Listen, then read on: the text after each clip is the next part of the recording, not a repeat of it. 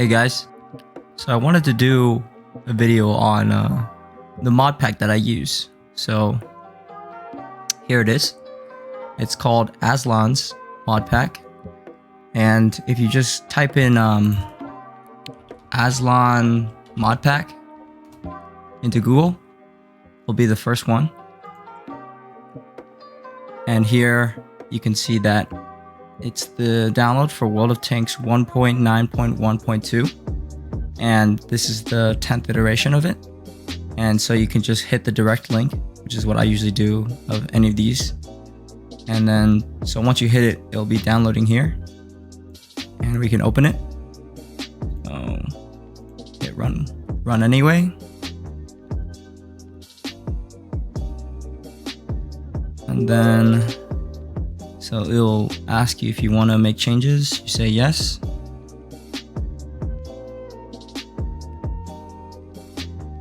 And you just have to go through the prompt, so you can select a different language if you aren't using English.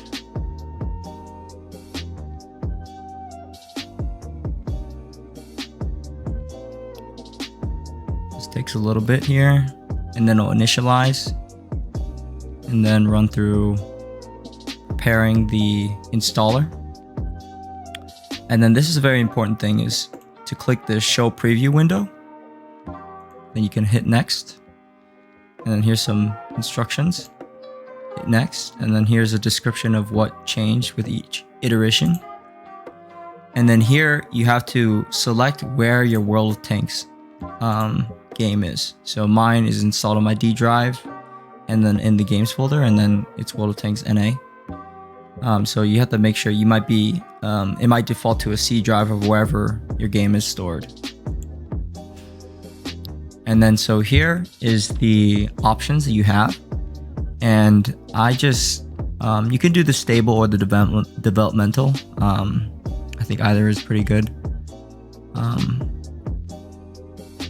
Let's see.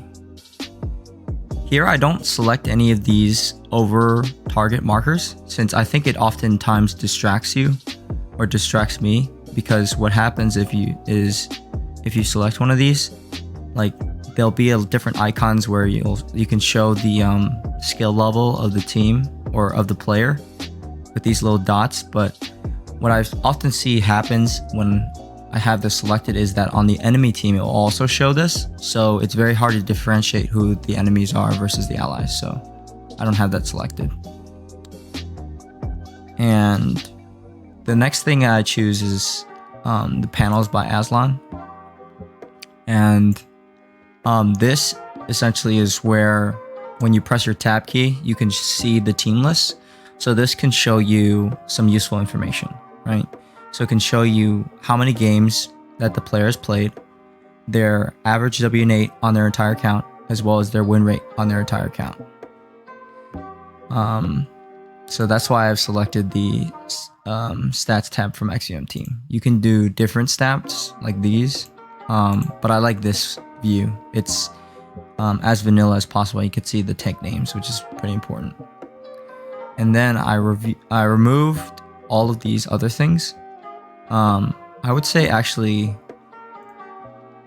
I would keep the XVM icons, because what you can see there is that's when I kind of can determine, especially if an artillery has it, if they have an XVM icon, right? It'll show me if they're gonna, if I'm a better player, like I am. I'm around 2000 WN8, and so generally in most games I'm one of the higher priority targets, so I can figure out whether I need to be more cautious when I poke around corners, or if I'm probably gonna get targeted by arty, or if it's gonna be like a regular game where if they don't have XVM, right, and I'm a bottom tier tank, I probably won't get focused, but it kind of just gives me more of awareness of how much artillery fire I can expect in the game, right?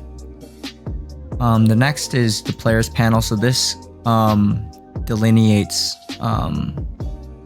the medium panel. So if you select the medium one to show, this is what it will show. And then if you select the large, this is what I generally default to. It shows the average win rate, the name, the tank, and then the icon. start mode, this is what it defaults to. So which one of these 4 you want it to default to. I have transparency on, so like if there's no transparency, it's hard to read, especially if the background isn't. Depending on the map, obviously, it can be difficult to read. So, and then this is actually very important. I would say is one of probably the best features. One of the best features is under the left Alt key. So if you press the left Alt key, it will display this, which is how much HP does each player have based on if they're in your radio range. So if someone's outside of your radio range, it'll probably either say unknown or I guess like there's no information on it. So they're probably either full HP, or they could have fought in a battle on the other flank and you wouldn't know, and they'll still just say either full HP or whatever. So this damage panel only updates if the tank is in your radio range. So that's very important. And then another really important feature of this mod is that it can show you whether someone has been spotted in the past and they're not currently spotted. So that's this icon. This means that they've never been spotted, and then this means they're currently spotted, right? And I personally have it hidden for non-spotted, so it won't even have this light bulb, right? So only be light bulbs shown for people who have been spotted at the time. And this, coupled with the on-map last known position, is very important, right? Because you can see if there's a game where there's like say there's the hidden icons, right? I know that in this game 1, 2, 3, 4, 5, 6, 7 tanks have been spotted, right? Or are currently spotted, and 7 tanks are not spotted, right? And I can see on the map where tanks are, and if everybody's been spotted and I know where the last position is, I can determine whether I can push a flank or not, right? So that's important. So I think that this part of the mod is very important, as well as the HP. I believe these are all just defaults, so you can do with that what you want, and you can always click on all these to show if you you can preview what it will look like, right? And then these are on for default. I think these are important. Show the 50. So this is this small circle around your tank. So if an enemy is within this circle, you'll automatically proxy spot each other. So that's what this shows. And then you can also show the 445 max view range. And then this 564 is the maximum render range, right? So I think these are important. These are the typical crosshairs, except they're just extended, so you can see where your tank gun limit is, right? If you're in a tank destroyer or non-turreted tank. And then this shows you where you're actually pointing your mouse and looking, right? So this is very important or very useful when aligning where artillery shoots at you, right? So when you see the icon, you can align your crosshair up with where they shot, and then you can zoom out and then look at the map and see where you're pointing, right? So I'd say that's pretty important. Show icons for destroyed vehicles. I think that this is, I mean, it'll show like an icon where, here, let's see. Yeah, it'll show a brief icon of where people died, so you can see what happened on the flank. That's a minor thing, but I find it useful. And then I just have the show vehicle names as full. And show player names. Oh, this is when Alt is pressed, so you can do this if you want. I don't really use this at all. And then this I think is actually pretty useful, is show HP circles on the minimap. So what this does is it shows how much HP each tank has, and again, this is only if they're in your render range. This will update, right? Same as when you press the left Alt and it'll show the HP of each player. So this is actually pretty useful, because when you're looking on the map and assessing whether you should help a line or not, you can see whether, like, oh, these guys are probably going to win against this one tank, right? So you can kind of assess, or if they're all one shots, you might think twice about going over and supporting, since they're probably going to die soon anyways, right? You can make some tactical decisions based on that. Let's see, icon scale. I think I just have this on default. I don't have any of these selected, but you can take a look if you want it. Hit log. You can take a look at these if you want. Let's see. Efficiency counters. Okay, this is just your total. Maybe if you're going for missions, this might be useful. I have red versus green. You can do, if you're colorblind, you can do red versus violet or green versus violet. And then the rating scale, I just have clicky babies. Okay, so yeah, I just have those selected. And then here I just have 3 normal rows. And then here I actually have the statistics for each tank. And I also have the show WN8 with win chance, but unfortunately with a lot of people using anonymizer, this is not as accurate, seeing as they don't really calculate those players in that percentage.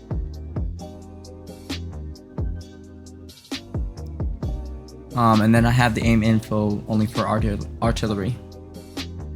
So you can see shell speed, flight time, aim time, and only for artillery.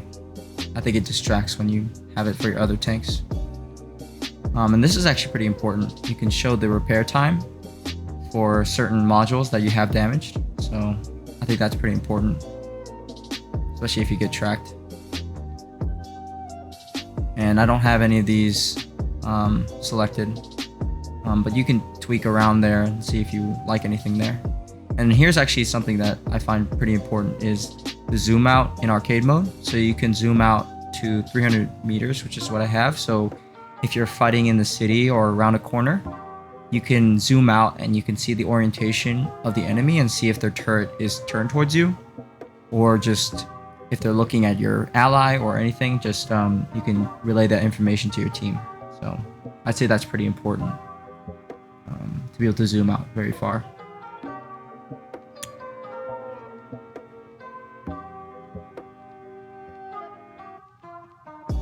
Here are just some cosmetic things, and I think it just helps is disabling the red flash when you get hit by an enemy.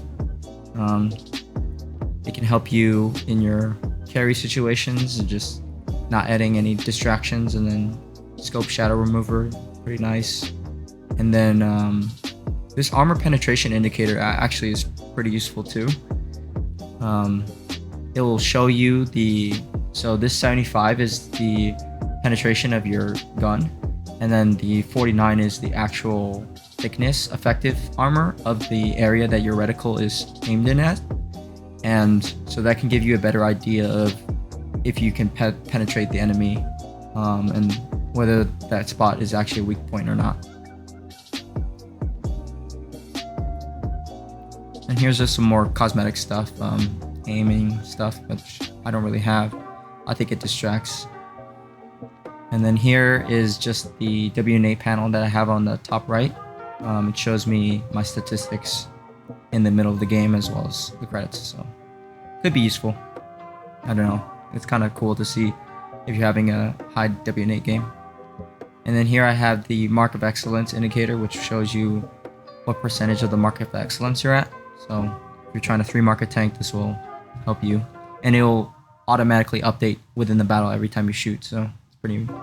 And then this is probably like the most important, or one of the most important indicators, is it shows the HP pool of your team as well as the enemy, and it'll be green if you have more HP than the enemy, and it'll be red if you have less, because oftentimes the numbers will say it's like 5 to 5, but in reality you actually have less HP. So if your team's down 3,000 HP than the enemy, but the team score looks like it's 9 to 9, it's kind of deceiving because you guys are actually losing, whereas it shows you guys are even. So you might want to play more conservatively, or if it's like an end game situation where it's like 3-on-3, but the enemy has more HP, you might not want to go in and let them come to you. Or if you might be like winning you might be winning by 1 tank, but then you're actually down like 3,000 HP. You probably don't want to push in, even though it looks like you should, just based on the numbers. And just keep in mind that most people probably aren't running this mod, so they won't recognize that, and they'll probably just push in. So it's good to communicate with your team the actual HP of your team versus the enemy. And also keep in mind, this is only updated within your render range. So I'm pretty sure this is only within your render range. So if a tank is not in your radio range, that won't update. So there might be a tank that's actually on full HP or not full HP. So here, real battle achievements, and then animated bulb. So this is the Sixth Sense counter that I have. So it counts down when you get spotted from 10 to 0, which is how long you're spotted for. But also keep in mind that this doesn't reanimate every time you get lit. So if you get relit within the 10 seconds, you'll still be spotted for 15, right? If you get spotted in the 5 seconds, but the bulb will still only count down from 10. So you still might be spotted, but just keep in mind, be aware of the situation of, oh, I definitely can't be spotted from around this corner, so I can count down from 10. But just know that if you get respotted, it won't redo the 10 seconds. It'll just count down from 10. So don't be surprised if you go out and you're still spotted and you get hit and you're like, oh, but the indicator said, I was not spotted. This is only just to help you be disciplined on not poking out when you're spotted. So here are some settings that I don't find useful. And then here's like a fog remover, which I think is kind of cool and useful. Just when you're, trying to aim further, it doesn't hurt your aim, I guess. And then here's where I get my battle results, so you can get cool ones, just different ones, so suit your taste.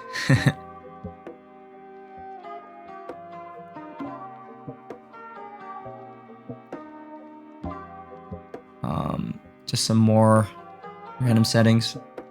And then here's actually kind of interesting. It shows you the battle stats of each player. So the left stat is the aggregate account of that player, and then it just shows you the color, and then on the right it shows you how they performed in the battle. So in this case, those 3 players performed in a unicum fashion, so you can kind of understand whether a player played exceptionally well, that's why you lost, or if a player wasn't. And then you can also show battle stats for anonymized players, so you can actually get their real name and stuff, and you can see whether they had an impact because they're an amazing player or how they did on the game based on their typical account. And the next thing I have is the battle hits viewer, which is pretty nice to see where you got hit. So if you got hit where you didn't think that they had a shot on you, you can view this battle viewer and see how they had a shot on you. And then also I have a replay manager just for my views or videos. And then there's some other cool ones that might be interesting. So maybe this unanonymizer on battlefield result might be useful. I'll probably just check this just to see. The next thing is actually pretty useful, especially for free-to-play players, is automatically return the crew. So all you have to do is play one battle with the crew, and then the next time you load into that tank, it'll automatically transfer that crew that you used in that game over to that tank.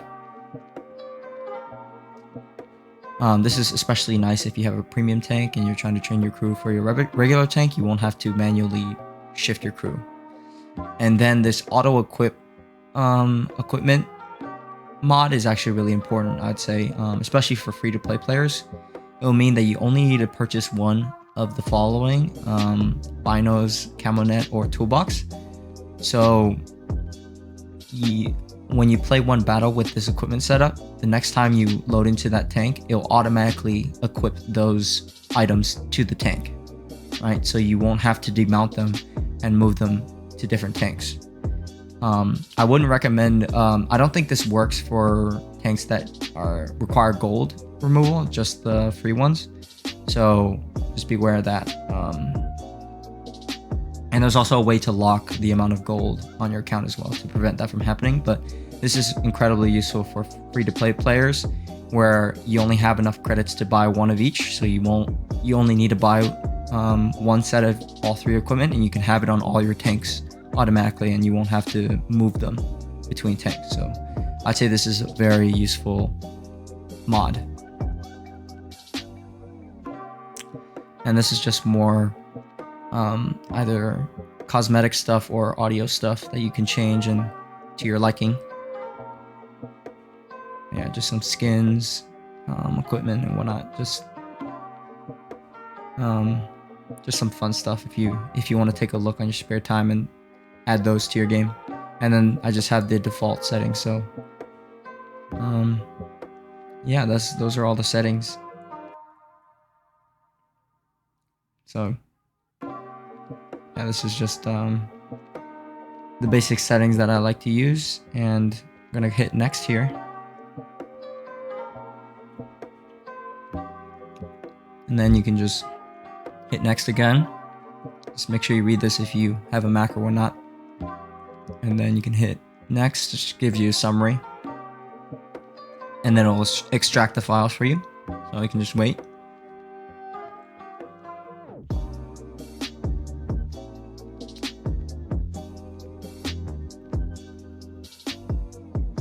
And once this finishes,